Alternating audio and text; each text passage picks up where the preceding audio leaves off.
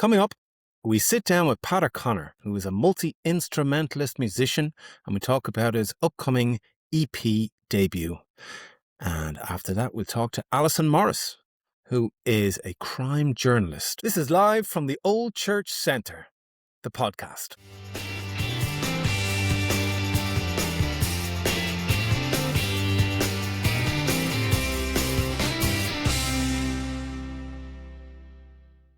Welcome back. We have a fantastic guest now, Allison Morris. Thank you so much for coming on to the podcast. Thanks for having me. I'm delighted to be on it. No problem. It's only our third or fourth podcast, and the viewer numbers are going up. It's fantastic, and it's a great way of promoting all sorts of stuff. Now, because we have you on the 8th of March at 3 p.m, we're going to do a bit of a talk. We are indeed. I'm looking forward to a trip down to the gorgeous Glens, yes, down to Cushendun. I have been down before with our mutual friend, Claire McKagan, and it's a great part of the world, so looking forward to it. Yes, indeed. And Claire might be up on stage with you on the 8th as well, asking you a few questions, by the way. So it depends on how well she knows you. They could be the most awkward questions. Who knows? Yeah, we know each other fairly well. Well, I tell you, Alison, let's get stuck into it then. Before I go into anything in particular, let's talk about I want to ask you a general question about journalism. In today's world, I suppose, I'm going to just say, I won't say any names, but the second administration, journalists have come under fire, kind of vilified. Yeah. Is it a good place for a journalist to be in 2026? Look, it's difficult because remember, if you go right back and you look at the sort of phone hacking scandals and the Leveson inquiry, and trust in journalism was at an all-time low, and there was a real effort through having the IPSO complaints process, which is now our sort of independent watchdog who keeps an eye on what we do, that things would improve. And I do think that genuinely they were improving. But what we have seen is the Trumpification of politics, and it means that what happened in America, and he started very cleverly started in the run up to the first administration, and when he coined the phrase fake news, and that means that if you continually attack all aspects of the free press in America and call it fake news. And, the MAGA supporters were only too willing to believe this. So everything then that is printed from then on, whether it is truth, lies, or in between, is just fake news. And it becomes more and more difficult to hold governments to account. And I do think that other people have seen how that has worked for Trump, because instead of the old way would have been you ask a government department a question, they have to give you an answer whether they like it or not. Now they just don't. They completely ignore and don't bother answering questions. And what Trump managed to do, and now he's been, I suppose, much more blatant about it now, where we've seen the arrest of Don Lemon and other journalists in the last week, and actual attacks, physical attacks, and we've heard his sort of misogynistic attacks on female reporters, is that now he's got to the point where there is no accountability. And the problem is that those things start in America but often come across. And I can see there is online a community of people who just spend all day, every day, attacking the media. And I'm not saying journalists are perfect and we all get it wrong sometimes. And some journalists are actively, I suppose, seeking to represent certain positions. But the majority of the people who I work, they're good, decent, and a lot of young people I work with, and they came to journalism for the right reasons. And also holding governments and holding, especially when you have, a structure that we have here, an assembly, it's a mandatory coalition. There's the SDLP obviously are saying that they're the opposition, but there isn't an opposition that you would say in the UK. There's no opposition benches as such, and therefore it is up to the media to try and hold governments to account, holding politicians' feet to the fire if they got something wrong, and how that can make a difference. And so it is a worrying time, I think, for journalism. I still remain really proud that I am a journalist. I'm a journalist from a very working class background. I didn't know anyone in the media. There was no nepotism involved in any job that I ever received. And I do think that, a lot of the young people that I work for are from similar backgrounds, and they're in journalism for really honourable reasons. And I would like to think that there's still a place for us, albeit we know newspaper sales are no longer how people consume news. They don't read a physical paper. When I say that, my parents' generation still read a physical newspaper. But yeah, but younger people get their news in different ways. I mean, my children wouldn't buy a newspaper and their mother's a newspaper journalist, but they do consume news, and Yeah. they consume it through platforms like this, the podcasts. Yeah. They consume it through video content. They consume it through online. They will sit on their phone if they're on a journey somewhere and they'll read through stories. Or increasingly now, it's other platforms like Instagram and TikTok and all sorts of other things. They'll watch short news reports. So my job has changed dramatically. I started off 26 years ago as a newspaper journalist.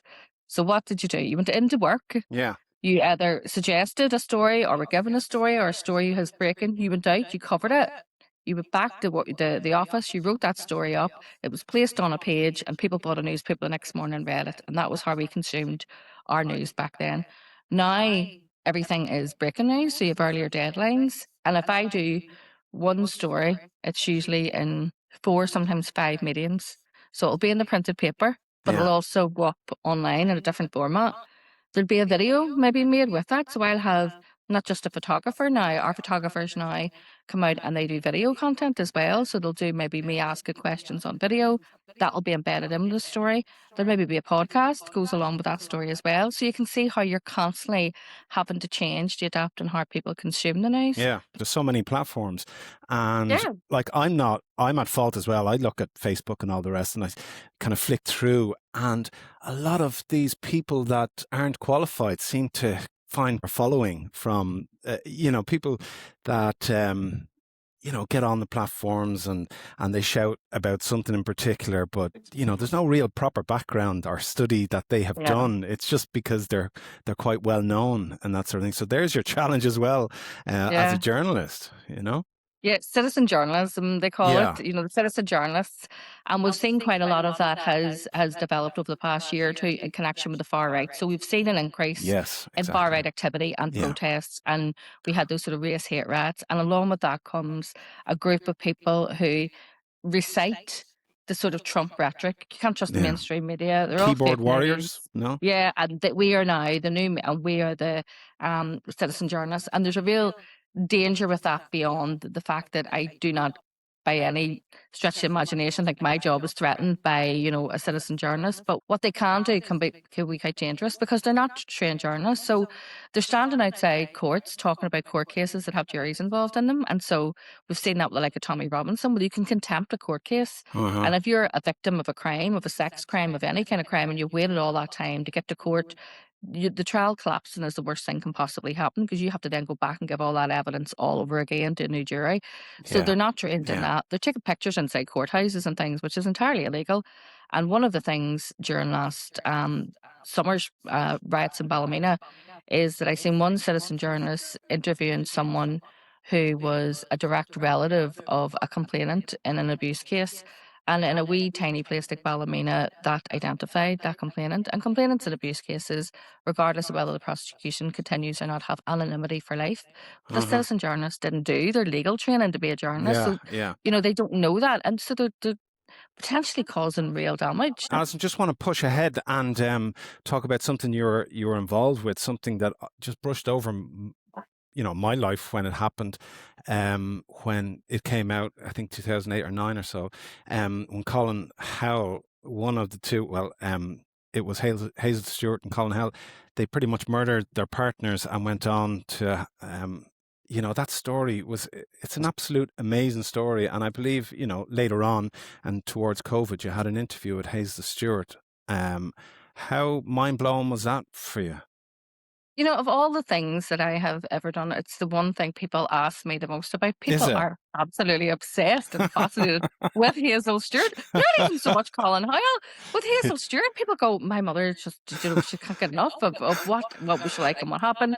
And I'm mindful of too that recently, and I'm so glad that they have, that the children of Colin Howell have spoke out and are speaking their truth and about what happened to them now that they're adults.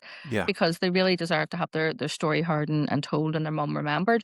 Mm-hmm. Look, it was odd because I would sometimes go up to the prison probably about once a year for some kind of event or to do a story or whatever. And I had seen Hazel Stewart in Hyde Bank, but she hid when the media were there. I'd seen her one day in the gym, but she kept her head down and kept out of the way. And you would have said to the governor, where's Hazel Stewart? And he went, oh, she's hiding over in one of the I think one day said she is upscaling furniture. They have like a tent where a big warehouse where they take all the furniture and do it up and then sell it to raise money for the prison. And I had always wanted to speak to her, and then through her solicitor, Kevin Winters, I spoke to her then during COVID. She clearly didn't look like the pictures that we had seen of her in the media and when she was showing up in court back when that case was ongoing. And she was painted as this sort of femme fatale type character. You know, it's very, very Yeah, glamorous, very middle class woman from this Bible Belt of Northern Ireland. And she wasn't like that at all. She's very quiet and meek, and she looked quite mousy in comparison to the pictures that we've seen of her. I do think that she has minimised her role in a lot of it, and that's how she copes. But she is, she's coming to the end of her sentence now. I think she's about that's three or right. 4 years Yeah, left, yeah. that's And right. honestly, I mean, I say this and people think that you're joking. That they would need to hire two members of staff to replace her up in Hydebank when she goes because she's practically working there now. People who go into women's prisons are usually really damaged. A lot of them come through the care system. A lot of them will have faced loads of abuse in their childhood. So while they are perpetrators of crime, they've often been victims of crime themselves. They'll have addiction problems. Their children might have been taken off them while they went into prison and put into care. There's all sorts of things going on there. And Hazel is like a sort of mother type figure to them. You know, she takes them under her wing. She was teaching people how to making scones for the NHS during COVID, and she's does Sunday school sort of Bible classes and things. She adapted to prison life much better than you would think a woman from such a pampered, privileged background would. You know, I Hmm. think you wonder how people would cope in prison, and some people do and some people don't. But I think, she did say the first couple of years were rough, but now when she accepted that, she sort of settled into a life there. I was listening to one of my colleagues in here, Claire, did an interview with Colin Howell's daughter. And Hmm. one of the saddest things she said was that while it came as such a shock when she found out that her father had been responsible, there was almost not a relief, but an understanding. It made sense because she didn't think she'd grown up thinking her mother had left her and chose to leave her, and then she realized that she hadn't. That she was taken, Right. Very and that sad. is just so sad that they grew up Hmm. without a mum, but thinking that mum had made a conscious decision to end her life when that's not what happened at all. You have this like Bible Belt, these people who are preaching in church on a Sunday, and behind this there's illicit affairs and plots to kill people. And then you have the whole element too where the RUC believed this was a suicide, when if they'd looked at it quite closely, you could have seen maybe that it wasn't. And interesting, what someone said to me recently that I hadn't considered is, if you go back to the time when this happened, there was still shame around suicide. There was still and there was a religious shame around it as well. Hmm. And remember, we've changed the language because we used to say commit suicide, and now we don't say that. We say people took their own lives, or Hmm. because commit indicates it's a Yeah, sin, and that is so clearly it's true. not. Hmm. So there's, the fact that he was an RUC man and that had happened, maybe there was an element that the police investigating at the time didn't want to prolong his family's, the shame that existed around suicide, and instead they got the investigation over quite quickly. And I had never considered that element of it. Yeah, that's amazing where you can connect those, although it's not proven, but it's amazing. Well, you've had some experience, of course, with loyalism and republicanism and that sort of thing. And I read a story about Dennis McFadden, an MI5 agent who kind of infiltrated the new IRA and maybe began the cracks that eventually crumbled that organization. And then you put together some work and published it. Did you publish it in the Bell Tell, or how did that Yeah. work? Yeah, it was in the Belfast Telegraph where I sort of did a deep dive into Dennis McFadden, who is a fascinating character who has now disappeared Yeah. completely off the face of the earth. Mm. Him and his very young, much younger wife and his child are now gone. They're assuming in witness protection somewhere where he'll live out the rest of his life. But I mean, that's a Netflix worthy series there.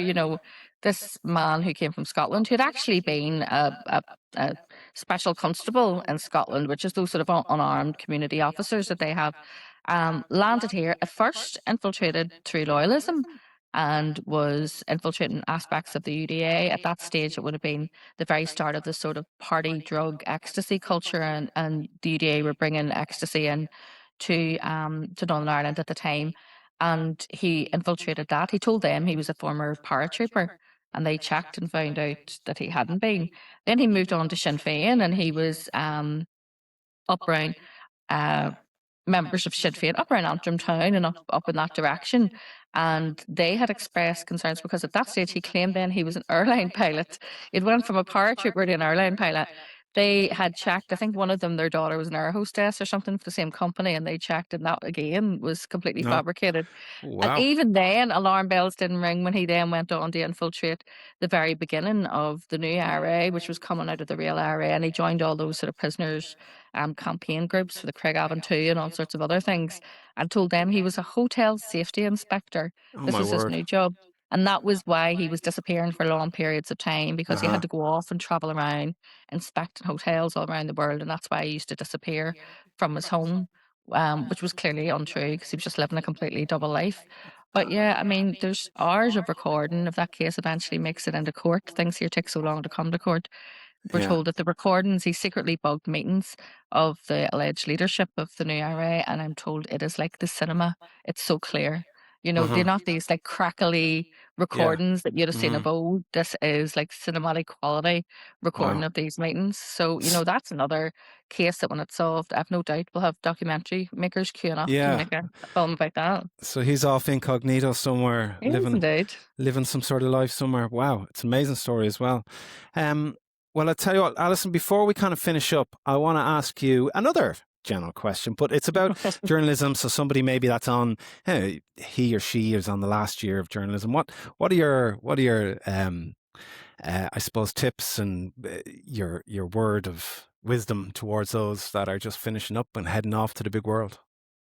You know, I work with very young people, and you would think that they would learn loads of stuff from me, but I learn loads off them as well because they've Yeah. came from a different and they think about things differently. So I'm always learning. But what I would say is find your speciality. The route to journalism that existed when I started doesn't exist anymore. So you'd went to your weekly paper and you'd wrote about all the weekly stories of interest, and that was brilliant Yeah. training. You met all your contacts and local councillors and the youth workers and everything. And then you moved to maybe a daily paper, and then some people went on to do TV or broadcast. The wee weekly papers, as you know, are all gone now. You know, there's very few Yeah. of them still around. But there is different routes now into journalism. What I would say is learn your craft really well. Everything has to be multimedia now, so get yourself up to speed on editing skills and all sorts of other things, and then find your speciality. And I didn't go into journalism thinking I am going to be a crime and security reporter and spend my days looking over my shoulder in case someone tries to kill me. That certainly wasn't what I wanted to do. It's just My something word. that I fell into. Yeah. But there are people, whether it's sport, whether it's politics, whether it's you want to write lovely wordy features, whether you want to review books, whether you want to be a travel writer, whatever it is, get your speciality and be the best possible person you could be Yeah. at that. Make contacts, and if you are lucky enough to get work placement in a newsroom, come with ideas. You know, don't come in thinking, right, what would you like me to do today? Come in with ideas, and no idea is wrong. You know, sometimes they might go, well, no, I don't think we want that story. Don't be disheartened by that. Just come up with a new idea.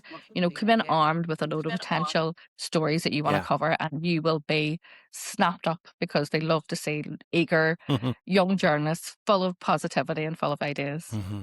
Listen, thank you so much. What are we looking forward to on the 8th of March then from you? Is there any nuggets of info that you're going to share with us? Well, I do like to talk, as you can probably guess, and I love to talk about my job. Great for There's me. nothing better than I like to talk about my job and about journalism. And there is some sort of quirky, strange things that have happened to me over the years. And I remember one time telling a writer from Love Hate, he was one of the script writers on Love Hate, Right. Yeah. about something that had happened to me when I had to go and make these sort of paramilitary figures. And he looked at me and said, I couldn't even put that into Love Hate. Nobody would believe it. It's too far fetched. So I could maybe share some of those stories with you Yeah. when I'm there. The stuff that Great. doesn't make it into print is often more interesting than what you actually read in Really, the yeah. article. In other words, it'll happen on the 8th. We'll all hear it. It'll be brilliant. Listen, Allison Morris, thank you so much for coming on the podcast, and we're all really looking forward to you for the 8th of March. Get your tickets, theoldchurchcentre.com. Just go down to What's On, and you can find a way of getting yourself a ticket. 3 p.m. kickoff there. Listen, Allison, thank you once again. Appreciate No problem. it. Thanks for having me.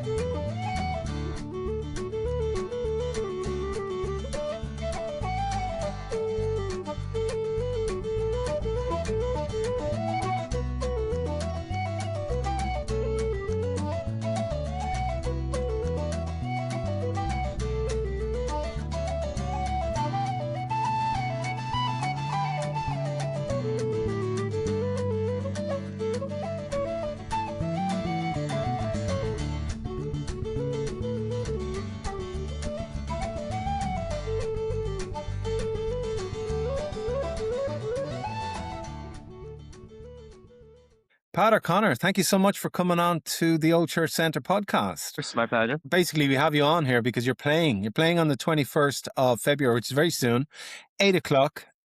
Tickets are on our website for sale. Are you looking forward to that occasion? I'm buzzing. Looking forward to Yeah, it. nice. Well, I tell you what, Peadar, let's dive into a few questions. Just let us know about yourself a little bit, if you don't mind. Yeah. So from Ballycastle originally. 22 now. Just finished my bachelor's in performance at Queen's there. Very good. So yeah, just now releasing and playing my own music. Very good. Peadar, am I right in saying, because I'm not going to take over here, but when I was growing up in just outside Dublin, it was a real melting pot for country folk coming up and working, and my neighbours were all from Kerry and Achill Island and Limerick and also, and they came up with really heavy culture of Irish music and dancing and stuff like that. Can I just guess maybe that you're a multi-instrumentalist? Is there any chance when you were a kid there was like loads of musical instruments and musicians around you all the time? Would I guess correctly there? Yeah, definitely. From all sort of angles really. Yeah, All my family really played or still play music at one point. yeah, And yeah, I grew up playing started classical when I was 3, and then classical. trad Wow. wasn't too long after, and I was pretty much embroiled in the 2 pretty constantly, till I was an adult, Yeah, basically. that's amazing. That's amazing. And was it mum or dad that put you forward for classical, or how did that work at the age of Uh, 3? that's the funny thing, I have no memory. I I don't remember anything from before I was, 4 or 5, so as far as I can, remember my life, I was playing something, All right, you amazing. know? I have no memory of, where the pitch was or how much Uh, or, it was just a thing that I was there. well, Peadar, I was just doing a little bit of research about you on the run up to this meeting, and basically you've done you've done gigs, but you've also played on BBC Ulster Folk Club as well, and especially with Siobhan Peoples, who actually I don't know her personally, but I've heard of her quite a bit, and she's an award-winning fiddler, an amazing musician. Like, how do you rate those experiences when you're writing music? Was that a special moment, or I was featured on a radio program, um, by a man, Neil Martin. Um, he's a phenomenal traditional piper, I thought also cellist, and I had him as I guess, sort of like a mentor throughout uni. yeah?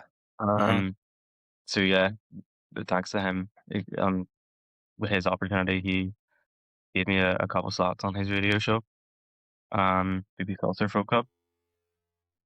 Well, just to speak about that EP, it's called Debut. Am I right in saying Yep. that? Um, was that cooking in your head for a long, long time, or have you just started writing recently? How does it work? I kind of wrote a lot, but I wasn't really writing tunes when I was a teenager. I was more um I hadn't really decided what route I wanted to go down, so I was writing a lot of classical influence sort of stuff. I was more just really focused on chords. And Yeah, then when I realized I wanted to take the traditional route fully in uni, I sort of began to start writing again. And um in our 3rd year we had to do basically an EP. You didn't necessarily have to release it or anything, but you had to do um that amount of material. uh-huh. So I just kept writing. I never had any intention as to what way it was gonna coalesce into one thing. But yeah, I don't know, just the more I wrote, the more I felt like, oh, this actually could be its own wee project. Well, there's an absolute gem, in my opinion, of a song called "Kiss the Earth." It's an absolutely beautiful song, and then I think it's the clarinet. Am I right in saying it's the clarinet that comes in? Mhm. And then after like maybe 2 minutes, there's a bit of a key change, and I thought it was absolutely beautiful, and it's going to sound so well in the old church. But just reading up on you, just the influences. I think it was the Duncairn. I think it was the Duncairn website that mentioned that there was all sorts of influence in there. A bit of jazz. There's a new genre called glitch for me. That's new. But also there's klezmer. Klezmer, is that right? Yeah. Yeah. Genre of music. Tell us a bit about that, because that's like Fiddler the Roof stuff. So obviously it's on the clarinet. The clarinet isn't really like a traditional instrument per se. So there's not really many people who have done that or be doing that.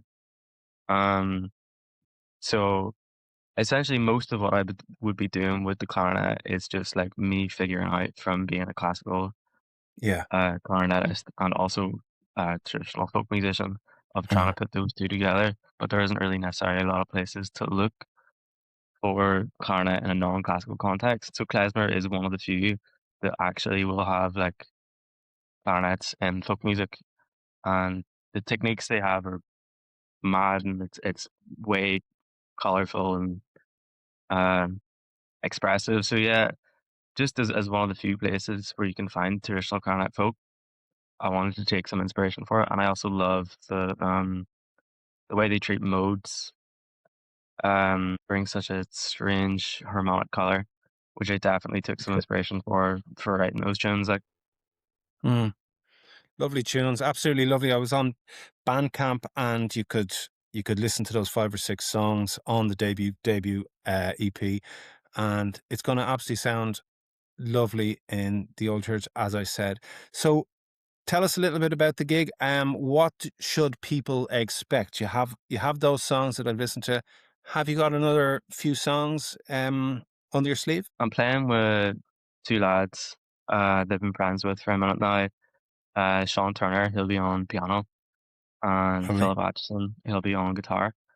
And it'll be all the stuff from debut, but it's mostly my material in general for Right. the concert. Lovely. I've been Yeah. writing loads since then and before that, tunes that aren't on it. So yeah, it'll be a good mix of everything. But Brilliant. yeah, Well, listen, it's the 21st of February. That's when you're playing. 8 p.m. Get your tickets, as we said, from our website. Peadar, much appreciated. Thank you so much for coming on. And we shall see you then. Thanks for having me. Thanks a lot. Appreciate it. That brings us to the end of episode 3 of Live from the Old Church Centre, the podcast. And if you've enjoyed the conversation, you can find out more about what's happening here at the centre, including upcoming events, by visiting theoldchurchcentre.com. We're always glad to welcome new faces, whether that's coming along to an event, getting involved as a volunteer, we need some volunteers, or simply keeping in touch with what we're doing. And if you'd like to support the podcast, the easiest way to do so is to like, to subscribe, share the episode, and let us know what you'd like to hear more of in the future. Thanks for listening, and we'll see you next time.